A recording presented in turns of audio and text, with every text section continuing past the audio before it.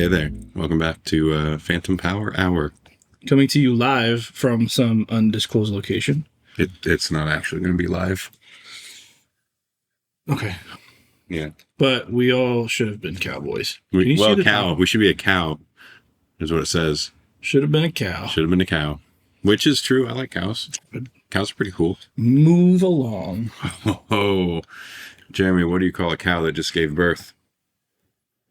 Decaffeinated. Anyway, how are you? Hey, I'm Josh. And I'm Jeremy. And we are in, where are we? Nashville. Nashville. I didn't know if you were going to tell them or not. Oh, should we not? Is it, I don't know, is it a secret? No. Secret time? I was, and then it's And then you told them, then you blabbed. You're part of the secret. You're in the club. Just don't tell anybody. Yeah. But this is the latest we've ever recorded. It really is. It feels kind of weird. It's almost 9 o'clock. Actually, at home, it's past 9 o'clock, which is why I should be in bed right now. It's way past my bedtime. Oh, no. You're going to turn into a pumpkin. I'm more of a squash.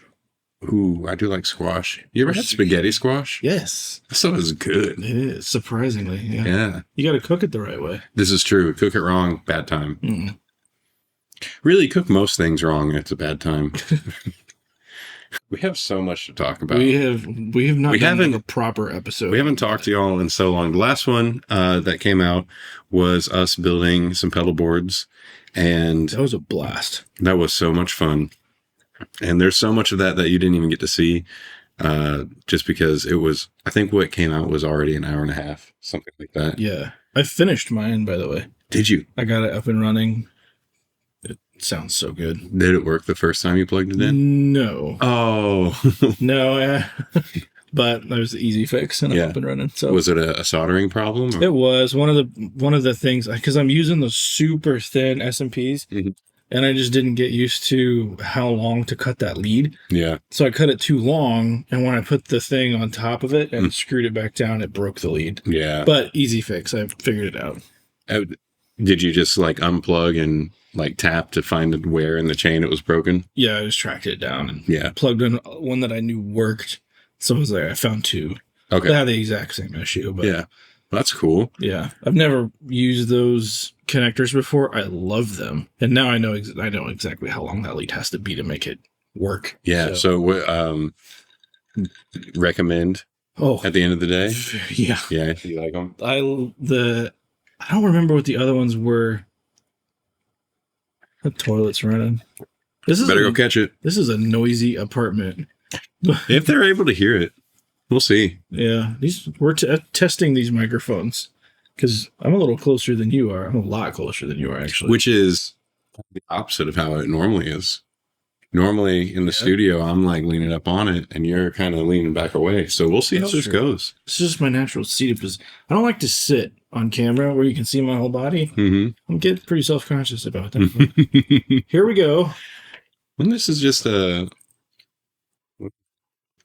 phantom noises. There we go. Our neighbors. I wonder if they're going to be upset. Because we're having a conversation. We're not being, I mean, we could get pretty rowdy, I suppose. Yeah.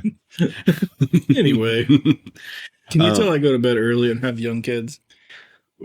So when we were building the pedal board, you had mentioned that you're in kind of the market for probably a fuzz pedal, maybe another drive pedal. Yeah. And we're in Nashville. So, of course, today we had to take a trip over to Carter's Vintage. Good. Well, I got a couple pictures I'll send you. Did you? Okay, pass them up. All the stuff we did today, the whole time I was just like enthralled with the experience. Didn't take a single photo. I only snapped a couple. Yeah. You want to talk about today? Well, we can talk about today in a second. First, okay. I just want to inquire within about the fuzz debacle. Like, where are you? Have you done any listening to examples or thinking about route that you want to go? I thought, like, because you did a poll on your channel. Yeah. And you got some pretty cool recommendations. Which kind of led me down more rabbit holes and asking more questions. There's so many options. There's a bunch. And I'm just not. I was a tube screamer boy for so long. Yeah, but this is a whole different path here. It's a very different path, and I don't know where I want to go. The one that the fellow at Carter's pulled out, the Hephaestus, I do like that one. It's I don't remember the topology that it's based on, but it does like when you choke it, it does like some of the spitty thing, but like he said, it has like a lower octave kind of sub-octave fuzz thing going on, almost like an Octavia, but not as like, I like that up front. It's cool. It's a cool pedal. That idea. I also liked the $4,000 fuzz face. Well, of course. Dude pulls it out and says, "You won't buy it." You're right. It's a good tactic, though. That's going to work one day. It will with the right person. The day it works is the day it's worth it. I don't want my wife to leave me. Well, you could just rub a couple zeros off the edge of the price tag, right? I would not lie to her. Do you like the fuzz face kind of sound? I had one and I really liked it, and I got those wild hair to try to mod it. Yeah. And I just ended up ruining what's cool about it. We should just build one. Why don't we get a couple like fuzz face kits? Okay. And just build one. I'm fine with that. It's so fun. And then you'll have a fuzz, and worst case scenario, you don't love it, but now you have this pedal that you can put on the shelf with the other ones. Do you want to see that? Let us know. I would love to solder on camera. I mean, to be fair, my only experience with kits are the StewMac kits, but I'm very open to trying out different ones. But StewMac is a fairly local company. Akron, I believe, is where they're based. Akron, Ohio? Yeah. Just a hop, skip, and jump away from us. Know that. Well, not now. Well, not now. Currently in Nashville. They're like a whole game of hopscotch away from us now. I mean, I've built preamps. I'd be totally down to try it. I feel like I'd have a lot more room in a pedal. Yeah. And less danger. Yeah. Yeah. We're only dealing with those caps won't shock you too bad. The scariest thing I ever made was the power supply for my 500 series rack. I can't fathom that. That's so terrifying. It was awful. And powering it up for the first time, I'd be so scared. Everything was fine, but I will never do that again. And still used to this day. Yeah, it's fine. Yeah. I just don't ever want to do it again. No, I wouldn't. But fuzzes are pretty simple circuitry until you get into like real fancy ones. But if we're just building a fuzz face, or even, I don't know, maybe that's the way we go. Fuzz face. Let us know if you want to see that happen. And let us know which one you want to see us build too. If not a fun fuzz face, then I'll do a kit. That's an easy way for me to get it. That's very low risk. Well, that's where my Screamer came from. Was the kit. Really? Mm-hmm. Well, there you go. Yeah. So, as for what else we did today, we went to Carter's, and of course, we got some wicked good barbecue afterward. We did. It was I got the barbecue nachos, which I always get nachos if I go somewhere and they offer nachos. Even if they don't offer nachos, I make nachos happen somehow. But before all that, we got to do a really cool experience, I would say. Mm-hmm. Do you want to say it? Go. You say it. You tell them. Went over to... No, I'll tell them. Okay, go for it. No, you tell them. This is your show. No, you tell them. We went over to Colt Capperrune's place and listened to his new Atmos rig. It was wild. And you'd never listened to Atmos. That was my first time hearing Atmos in like a legitimate environment. Anything other than like a sound bar or like a earbuds that support Atmos. And I've listened to it in a few different rooms in like LA, a few different studios. And obviously Sweetwater has a couple Atmos rooms, but this was a good one. The room was designed by Gavin Haverstick Designs, local to us, and just a hop, skip, and a jump away from my studio. Yep. And he did Colt's room, and which is a gorgeous room, by the way. Yeah. It was really cool that was the first time I've been there in his space. I've seen it in countless videos. And he's such a cool guy. We didn't film a thing. We were just hanging, just having a good time. Chilling out. It's cool to know that people like that are like, they just want to hang too. Mm-hmm. And he just was talking about the process, the art form. It was really interesting. It's always cool to watch somebody hear Atmos for the first time. It was such a great experience, and also ruined music for me. Yeah. But, okay, go down that road, because I would love to discuss this. Yeah. Because we're about to experience Atmos in a different room. This is true. For a couple days. Yeah. In a very different, like, style and workflow. Yeah. When I say it ruined music, it did the opposite. It's tough to put into words, and I don't want this to sound like too cheesy or too dramatized or anything, but it really did, like, it almost felt like hearing music for the first time. Yeah. It is a wicked experience, and being completely enveloped in the sound in a way that doesn't feel artificially imposed on you. Because everybody's been to a movie theater. Yeah. And in that scenario, you're enveloped by sound. You got speakers all around you. It's made to feel like a large sound stage. But this was something way different. And especially since it's like mathematically as close to perfect as like placement of where you should be, where all the kind of sound feels coalesce in the correct positions and stuff. And it gave a whole new meaning to clarity in sound, which I didn't expect. It's more than just filling the space with more sound and putting it in different locations. It's also hearing every single little thing with so much more detail than I ever would have realized was even there. Yeah.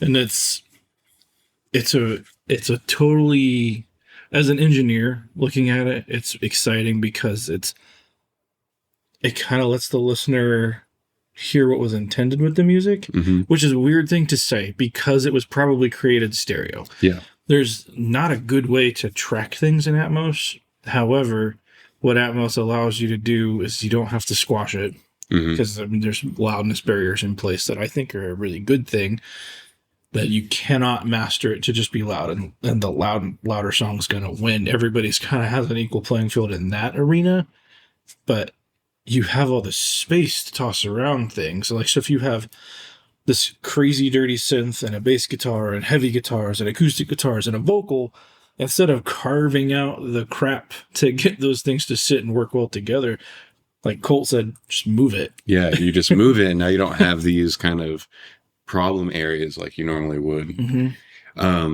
Something that really excited me too was this kind of aha moment of all the artistic direction that it can be taken in now. Yeah. Because if you've listened to something, maybe the extreme examples would be like Skrillex or something in like the EDM world.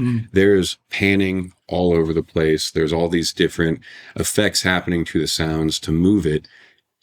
But then we heard things similar to that in this Dolby Atmos environment. And it's like, for a breath from one of the vocals, it shifts from in front of you. Just, it feels like they're like right at your neck, taking a breath, and then shoots back forward. And you have sounds that are swirling around and then going up above you. It's just so cool. And it can be showy like that. It can be showy, but then we also listened to one it just felt so natural. The last one he played that he was working on, where it just felt like the band was surrounding you. And it wasn't, I know that's a turnoff for some people, like to do like the spinny things and the flashy things, but there's a whole lot of music and a lot of different niches where it's meant to be flashy, and it's meant, like, I think of metal and a lot of that stuff is going to do, like, acrobatic parts are going to fling around your head because that's part of the experience. But like one of the songs he showed us, it was kind of a more chill, like emotional, like country type of song. But there's a lot happening, like percussive stuff, acoustic and dobro. Yeah. Which that was a really cool experience, because normally acoustic and dobro would like sit on top of each other and just make each other like a bigger instrument. But he had physically thrown those to the hard left and hard right. And I immediately heard it and I was like, that's cool, because you've got the vocal in its own space, the acoustic in its own space. The shakers were behind us. Yeah. But before we get any deeper, in case you aren't, like, maybe you've heard of Atmos, especially, you buy a new TV and it probably has like Dolby Atmos certified or whatever. The type of environment we were in was 9.1.4? 9.2. 2.4. Yeah. So this room. But I mean, Atmos, a bare minimum, has to be 7.1.4, which is 7 surrounds, typically 3 in the front, sides, back, and then 4 up top and 1 sub. That's the bare minimum for Atmos. you can have more, and it'll just kind of fold down as it goes. Mm-hmm. But the room we were in, 9 surrounds, 4 tops, 2 subs. Yeah. And one of maybe the coolest kind of, not even examples, but demonstrations from today was him talking about the terms of having it like, what do you say, glued to the wall? I think was like pulling things off the wall. Pulling things off the wall, and him kind of explaining what that is sonically between how the sound is dispersed amongst the speakers, and then hearing him in real time move sounds in 3-dimensional space while we're sitting in that sweet spot. You'll have to find there's videos of the Atmos renderer. Yeah. Where you can find like videos of that. You'll have to show it on screen so people know. But the objects that you see floating around are the objects. You don't see what's in the bed. The bed is the stuff that does not move. Objects can be flown and moved around, and that's why you saw them like swirling or pulsating or moving up and down in space. So when he says get them off the wall, like it's kind of, instead of just being in like say the right speaker, you're kind of bringing an average of this other one over here, so it's like slightly closer, but it's still on this side. One of the things he was saying was that tends to not translate very well. So like keeping things on the wall, like panning is still the Wild West with Atmos. And that's probably a big reason why things aren't translating.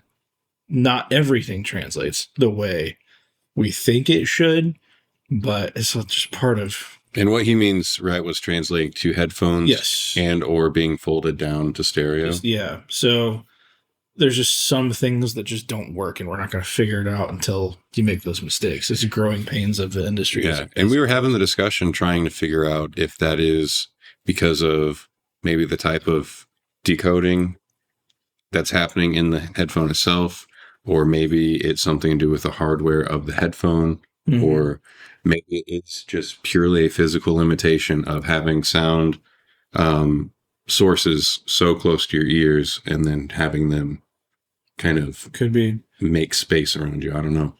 I think it'll get better as time goes on. Of course. Like head tracking function is going to get exponentially better. I mean, just if nothing else, then in the video game world, like it's going to happen. Yeah. And the technology will be there. Will Atmos be adopted?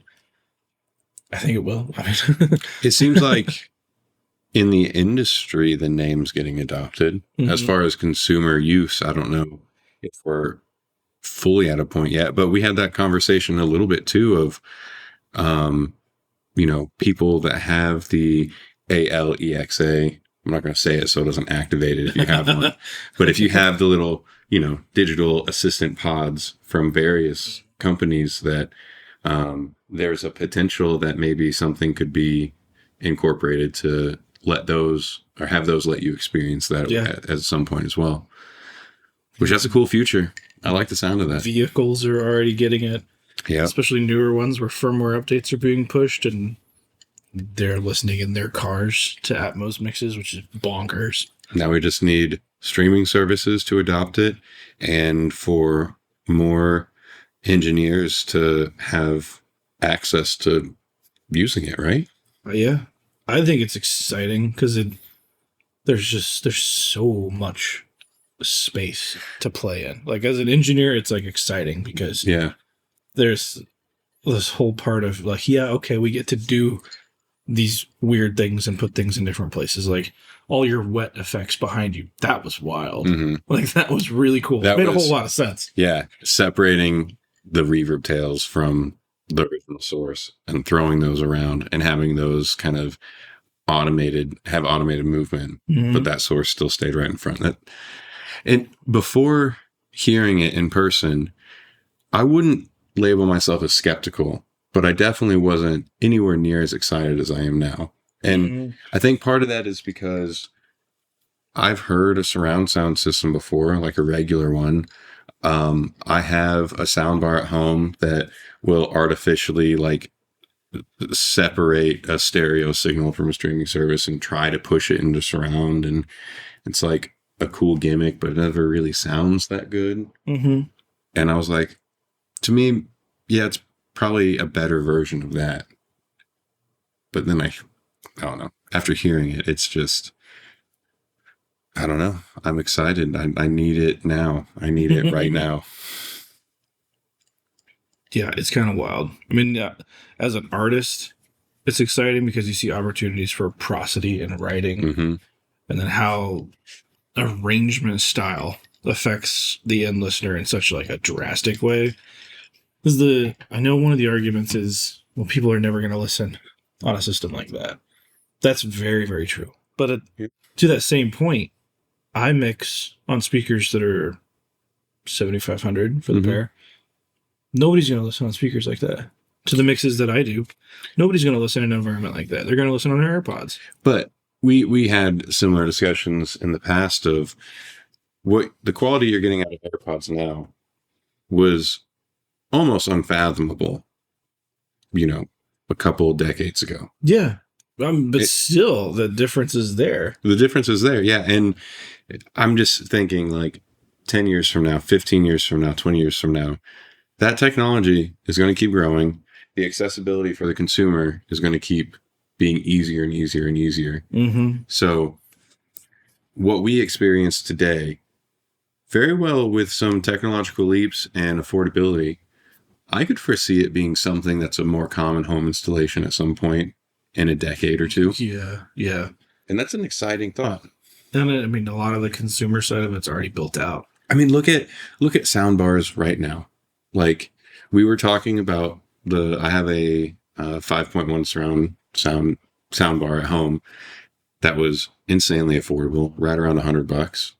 5 years ago, that wasn't something you could get for that cheap. They had them. Yeah. But not for that, like, price. Yeah.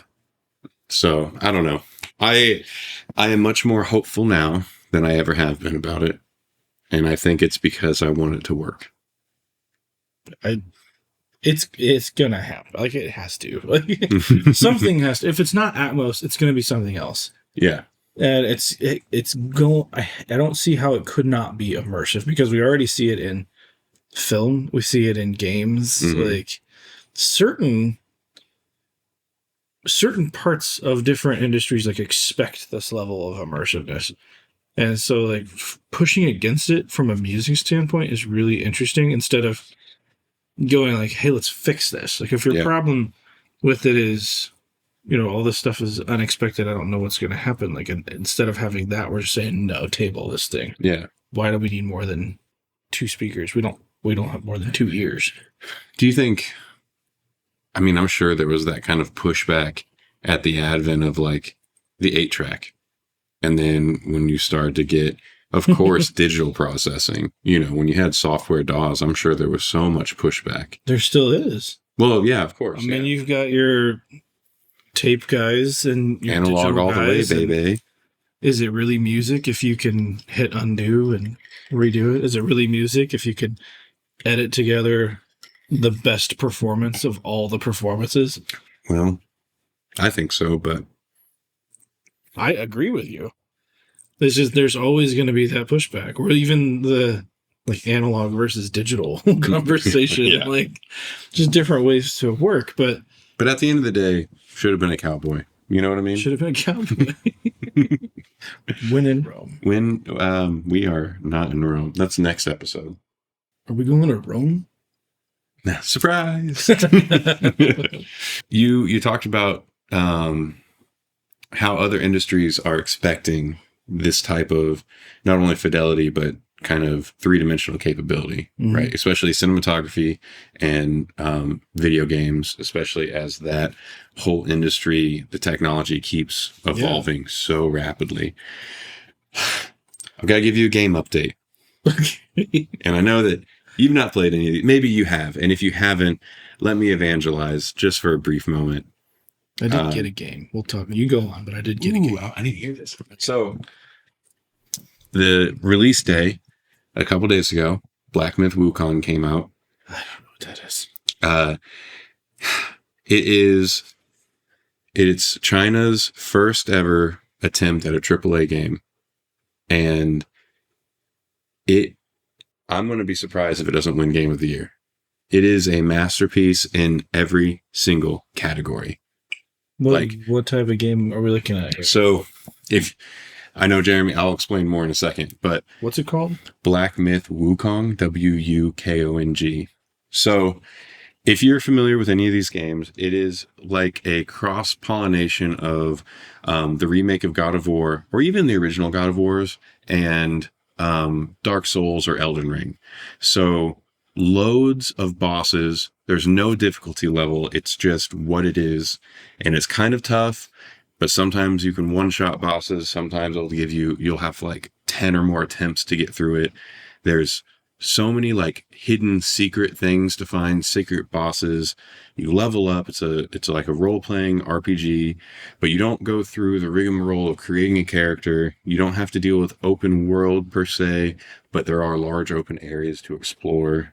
It's just so good. And one of the most refreshing things about it for me is that in the West, we're so used to Greek mythology tales or kind of stories spun off of these like just the fundamental stories that we grew up on, and this is all based on, I think it's called The Journey West or Journey to the West, which is a like Chinese origin mythological story and tale. And it's, I don't know, I won't keep going on. You brought up games. This one, the sound design in it is incredible. It implements kind of the three-dimensional soundscape incredibly well.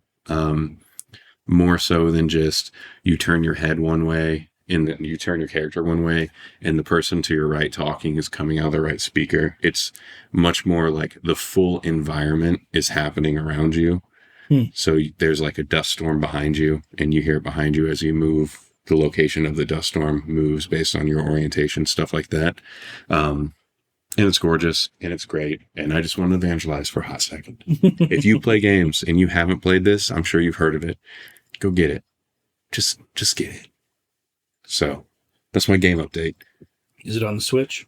It is not. No, I can't play that. It is PlayStation, Xbox, and Steam. Yeah, I can't play that. You just have to join the PC elite race. Don't make me buy another computer. I won't make you, but I'll heavily encourage you. Okay, fair. I bought No Man's Sky. Dude, that's a great game. I haven't figured it out yet.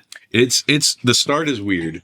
The start is weird. I don't quite know what to do. So far, I'm just mining a bunch of stuff. You do whatever you want.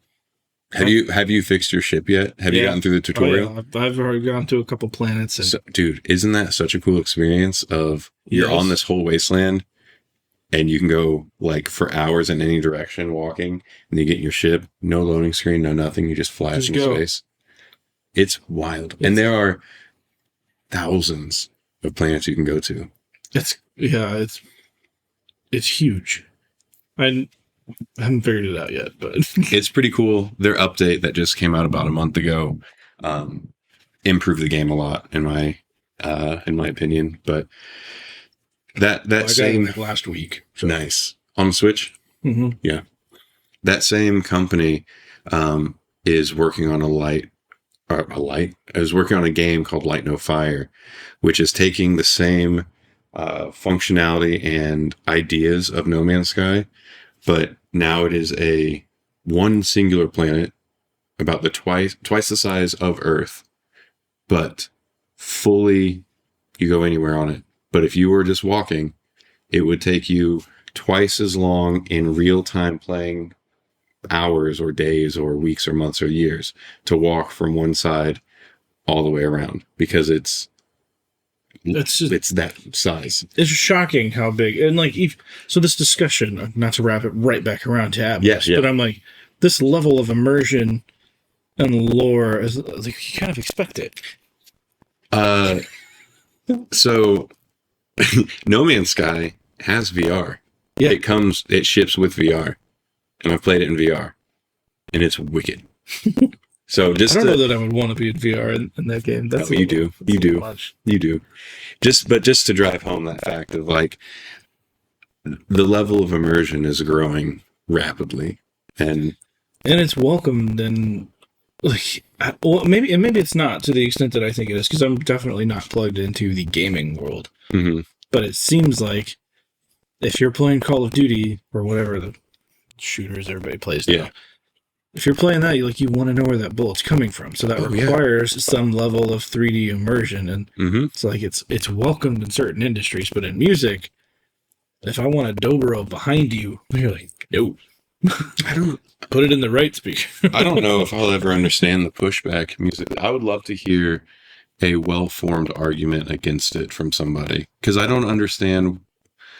I guess what the arguments would be. The main ones you hear are like, this is just a ploy to sell more speakers. And the pushback would be, it's already integrated in so many consumer level things. Yeah. Then you get the pushback of, well, nobody's ever going to hear it like you are hearing it. But that's how it has been since recording began. Right. Nobody's listening on studio monitors. Yeah. The job isn't to listen on studio monitors. It's to use those as tools to make sure it translates. Well, even from the gramophone era, nobody heard the live band perform for the recording. Right.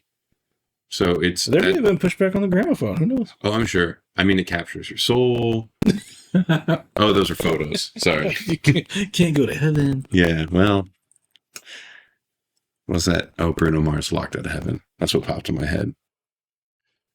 I'm a dangerous man. Some money in my pocket. I like Bruno Mars. I do. I like his music. I wish Silk Sonic got more traction and that he pushed that project a little bit more. Did you ever listen to Silk Sonic? It's Bruno Mars and Anderson .Paak. I'm sure I did. Yeah. I don't like look at what I'm listening to, so it's hard, but I'm sure I did. I do the same all the time. You know, Tim Akers, Smoking Section, their Bruno Mars cover? Proper. Their Taylor Swift cover is pretty good, too. That might be my rec. I don't know. I don't think we've had Akers on for a rec yet. I don't think so. Might be there. We'll see. We'll see. Do you want to tell them what we're doing tomorrow, then? We'll have to get back to you on the experience, obviously, because we can't time travel, as far as you know, and let you know about it right here. That's not going to happen. Okay. So tomorrow we're going to a different room. Warren David, killer mixer, does with stereo and Atmos. Mm-hmm.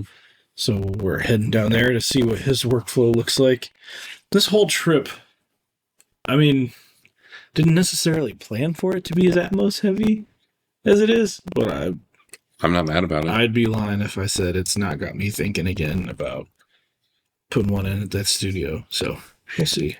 I'm going to try to restrain myself from just like pestering you about it and pressuring you into it. Well, I mean, because it doesn't seem fair for me to do that. But what if it's the most fair thing? What if it's like, it's just the right time for your career path to flourish? And I would be a bad friend if I didn't push you to do it. I'm always down to learn a new trade. It's like welding, but for music? That doesn't make sense. Now it's time for Record Rex. Jeremy, what have you been listening to? I showed you this on the ride down here because we had nothing but time to listen to a bunch of music. That's true. Parcels, but I'm going to switch the song. Oh, no. Oh, yeah.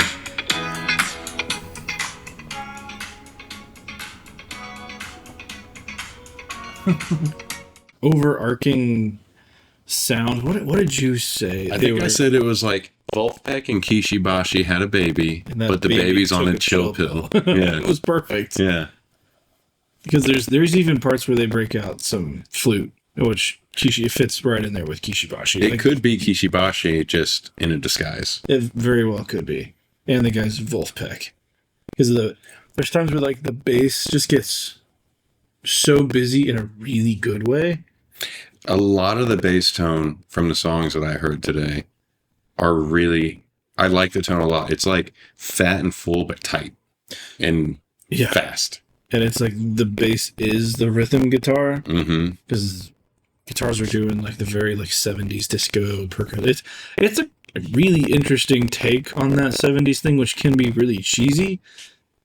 But I like this. Yeah, I think they do it well. Parcels. And I remember commenting on, I liked whatever they're doing with the vocals because it's dry, but it's not unaffected. Very minimally processed, but it supports the song in a really cool way. Yeah. It's got a very disco-y vibe in a modern way. It's an interesting record. But chill disco. Yeah. Chillsco. It's a vibey one for sure. It's a windows down kind of perfect for like, let's get into fall. Yeah. Done with this. I like that. Let's go. What was the band as you take a drink? Parcels. Australian band, I think. Oh. Australia has some bangers. Oh, you want to know how to do an Australian accent? Just learned this on the way here. So you just, with an American accent, you say the letters R and R. R and R. R and R. I can't do it. We listened to this one on the way down here as well. My record rec. The song's Airhead by Thriller Records and Honey Revenge. And I don't know how best to describe it other than like Katy Perry and Paramore. I really like this. It had both of us, it was stuck in both of our heads once we stopped at the rest stop after we listened to it. But she's got such a powerful voice.